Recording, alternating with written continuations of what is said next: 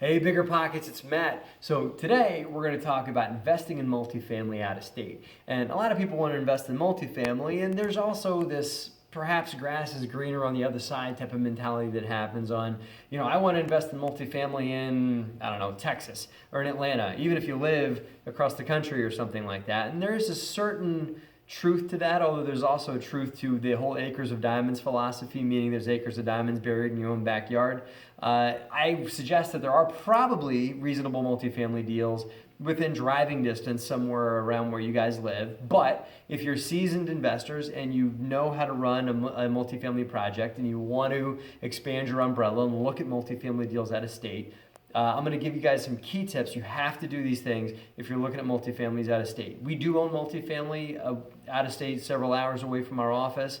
I've yet to buy anything that I have to get on an airplane to go see. That's maybe a 2018 goal. But until then, this is what the factors I use when I look at deals that are out of state from my local trading area. Okay, so number one, you probably know the market data around where you live, but you got to research the market data around where you're going, around the area that you're going to buy into. So here are some things you want to look into. So first of all, these are the factors of market data that you have to know when you're doing an out-of-state multifamily deal. Okay, so it probably goes without saying, but it maybe doesn't go without saying that your tenants are able to pay your rent. Unless they're on some form of subsidy, which is fine too, but they're able to pay your rent because they have jobs. And if jobs are increasing and coming into an area and unemployment rate's going down, the employment rate's going up, and the median income's changing on the good side too, those are all good signs. So you want to look to see what job growth looks like. You should know, if you're looking at a smaller market, say of less than 100,000 people globally, you should know who the three largest employers are in that area.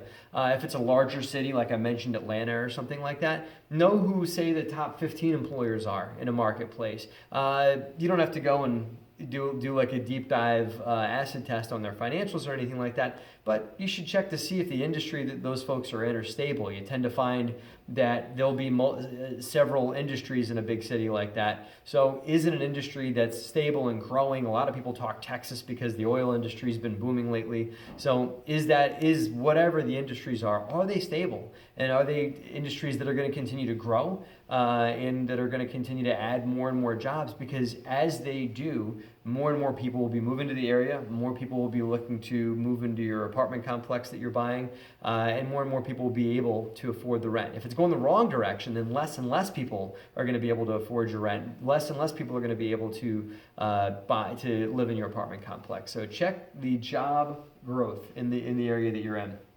The next thing, this kind of comes along with that, but check the median income.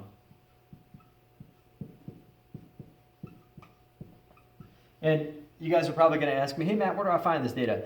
Google it. There's a ton of website searches of websites that are free that have data like this. A lot of people use citydata.com for the median income and for all kinds of other stuff. But the reason why median income is important, okay?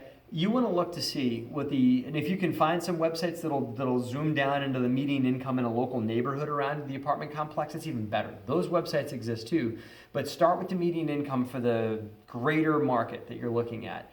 And then look at the average rents for the complex that you're buying or for what your target rents are, and look to see how affordable you are. So if for my deals, I look for 3 times the rent in income from all my tenants. That's one of my standards. So if you've got a median income that translates to $3,000 a month, okay, and your average rent in your apartment complex is at or less than $1,000 a month, the average person that makes that median income, because median just means like the average person in the community and the earned income for an average individual, that means the average individual can afford my $1,000 a month or less rent that I want for that apartment, okay? If you find this is upside down and this number is way less, we looked at a deal in a city in the Mid-Atlantic region, and the median income was $18,000 a year, and that's pretty low. and that's for the local market right around the building. And the rents, they were trying to get $700 a month. That equation doesn't work as well. Your apartment complex is not affordable to at least half the population. Okay, so unless you're going super luxury, which is not what I do like Class C, Class B properties. If you're going super affordable, then you're going to look at different numbers in the median income. You're going to look at like the income on the top tier of the people that you want to have live in your spot. I do more just average housing that's available to everybody. So I consider the median income from my deals. Okay? All right? Okay. So the next thing you want to consider is just the average cost of living. Okay? And you're going to find that out through other Google sites and everything like that. And look at everything from like how much does a gallon of gas cost in that area? How much does a gallon of milk cost? Because that changes in some areas too. But gasoline is one of those things that kind of you notice as you drive state to state, it changes. Use that as one of the indicators to what the average cost of living is there. And look on Google to see, is it a high cost of living area? Like let's say the Northeast, like Boston or something like that has a high cost of living. Other areas down in the Southeast have low cost of living. You can also evaluate things like real estate homes for sale and compare that to median income if you really want to see how affordable the area is. Because the more affordable it is, if you find an area with great job growth, solid median income, and low cost of living, you got a great equation. Okay, so this is kind of how all these kind of things work with each other. They talk to each other, if you will. So that's kind of how you want to equate them. Job growth on the uptick, median income higher to the point where it can support rent, and cost of living on the low side. Now, that's it. The last thing you want to look at for your market data is crime. Okay, I know it's unfortunate. There's areas of high crime in our world. I would not want to be a landlord in areas of high crime, and so I would develop what your crime thresholds are. But look in the surrounding area. Again, we looked at that same building in the Mid-Atlantic, and not only did it have an $18,000 median income, but there was also crime all around the building and also in the building. Like a lot of crime reports were showing up from the address of the building we were looking to buy. So, okay, that's great. That means that needs an overhaul. But also not just the building, the surrounding area, like within like a quarter-mile radius around the building. So it wasn't just the building itself; it was all around it. There was all kinds of stuff, small misdemeanors and heavier stuff too. So investigate the crime stats for the local area. Okay, so that's your market data. Now, the next thing I want to talk to you guys about is who are your key players for when you guys are looking to invest in an area, okay? I'm going to tell you who the key players are that I look for when I try and assemble a deal that's out of state, and I'll tell you why each one, okay? All right? So the first one, all right, key players, you guys know what I'm talking about. Okay, first one's the broker. Like a real estate broker. And as much as brokers will tell you things like, oh yeah, I happen to be a licensed California agent, but I can also sell you a property in Atlanta because my network and my company has people down there and this and that. Yeah, I like to deal with people that are on the ground in the market that I want to be in. So after you do all this and you pick your markets and you say, okay, I like these 3 cities, then start making some cold calls to brokers that play in those sandboxes, in those greater markets that you want to get yourself into, and call them up. Hey, I'm so-and-so, and I want to do some investing there. What deals have you done? Tell me about ask them to tell you what the last 6 projects they've sold in their local market. And if those sound like deals you would have bought, then you got the right broker. And you can also pick their brain a bit and help them fill in some gaps here. Again, brokers are great salespeople, so be careful. Know that whatever they tell you is going to have a rosy-colored set of glasses on how great their market is. But if you want to know who the employers are, they can tell you. You want to know where jobs are coming in, they can tell you that too. And they can probably point you in the right direction on some of these other things too. Okay? So that's the first one. Now, you may have your local lenders that you like. If you're a little more sophisticated investor, you're probably dealing with larger banks or institutional lenders or whatever that are playing on a more national scale. If you're not, that's okay. I find that I do very well in working with local banks that are like centered in the area of the building. So if I'm buying a building in Atlanta, I will try and talk to Atlanta banks if I can, about the asset that I'm looking to purchase. So consider that too, because they know the local market. They're invested in the local community. These don't have to be enormous banks. I recommend you don't go to enormous banks. I recommend you talk to small community banks. I'm a big fan of that. I talk about that on BP all the time, and that you want to talk to banks that have like 10 branches or less.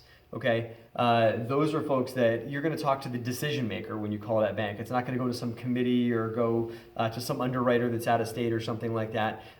You could probably get on the phone or face to face with one of the key people that are calling the shots on whether or not you get that loan. And odds are they live within 30-minute radius of the building you're looking to buy. So that's the next one. Now, here's the two ones that people don't think about as much. You probably think about this next one, which is the manager. Okay. Because, again, this might not apply if you're a large juggernaut real estate investment company and you're looking to parachute in your own people into the building. If you're looking to do that, God bless. Just make sure that you've got somebody that's local. But odds are you're going to hire a local management company that knows how to manage small to mid-size multifamily assets, right? So Google them, interview them, get references, ask to talk to other folks that they work with, get their market knowledge, get their input on this stuff too, get their business plan that they would put together for running your asset. So do all that. And the reason why you want them to be local, of course, is because they already have the local presence, already have local marketing, already have local maintenance, already have local everything. I typically interview 3 property managers for any deal that I do, for stuff that I'm outsourcing. Next one, and this is the one that's maybe not so much a shocker, but one you guys might not think of. The manager operates as someone who's there to do things like collect your rent, make sure maintenance gets taken care of on time, make sure leases get renewed, and make sure that all the operations of the building happen very well. But the one thing that they don't have is the eyes and the desires of an owner. And so I think that you need to have someone with local ownership interest. That's not the manager. So, with that being said, I ask my property manager to buy into my syndication. So I say, like, listen, I'm buying an apartment building. I want you guys to buy a small share so you have some ownership stake. So I can talk to him like an owner versus talking to him like a manager. I do that. But I also make sure that I have someone who has only ownership in a building. Now, you can find somebody like this on the BiggerPockets database. That is an existing building owner that knows assets. I've got a great partner in central Pennsylvania that's the local owner. He put money into, but I give him additional equity on top of equity for his investment in the deal to compensate him for the day-to-day operations of the building, and just to drive by with an owner's eye and do everything from meet with contractors and try and negotiate contracts and push things down. Your property manager maybe is going to try and get a 10% discount out of your landscaper. He might, but they might not. They might just take the price and pass it along to you. An owner is going to look for discounts, is going to look for the best way to do things, and is not going to just automatically start spending your money all over the place because they're an owner, right? So look on BP and try, if you're looking at a local market, get to know not only these folks, but also local investors that are in the area, and see if they have the same goal set that you do, and maybe there's a way that either they can invest in your syndication with you or be the local legs around the local building and act like an owner versus act like a manager, because there's just 2 different behavior sets and 2 different goals that owners have versus what managers have. So no offense to my property manager friends out there, by the way. So again, this is the market you got to look for, and these are the key players when you're evaluating an out-of-state multifamily deal. There's obviously more that goes into these things, but these are the things you absolutely have to have. And I would not look at multifamily deals without evaluating these things and having this kind of stuff in place before you start looking at properties. Okay? So again, great conversation. I want to keep the conversation going in the comments down below, so please leave some comments. Let me know what I left out. Talk to me about some deals you guys have done already. Thank you so much for watching. As always, I appreciate you, and have a great and profitable week.